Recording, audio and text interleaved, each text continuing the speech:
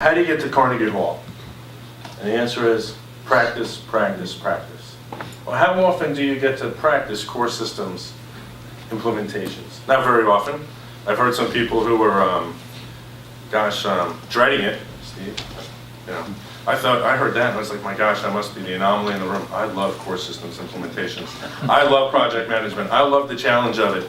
And with that said, I had to take my coat off and be a little more comfortable, and I invite you all to do the same if you feel the need, and maybe roll up the sleeves here, because when I start talking about project implementations, I just get kind of excited and want to talk fast and maybe start to sweat a little bit. So the answer is, for most insurance companies, you don't get to practice this, and that could be problematic. So what can you do to better your position, to increase your odds of success? And I had been looking through YouTube, looking at the admirals' presentations of the past, and this term force multipliers came up. And what are the things you can do to improve upon your chances of success? These force multipliers. First, leverage the vendor. They've done this before. Vendors, on average, are probably doing, depending on their size, 3 to 5 implementations a year. So they're doing this regularly. They know how to do it. They know how to do it with insurance companies. You can learn a lot from them. Pick the right vendor and follow what they know. Stay with out-of-the-box functionality. A lot of our clients, they have this vision of what the future is going to look like for them and how they're going to do business. And they go out and they search and they find the vendor with the closest fit, and then they try to make that vendor conform to what their vision is.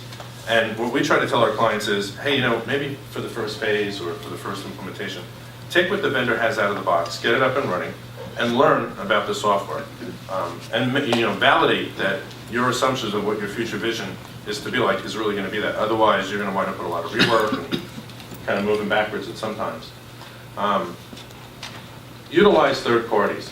So some of the vendors here do work with third parties on their integrations. I think Neil talked about, different customers have maybe a different feel to how they run their business, and they better align with different vendors.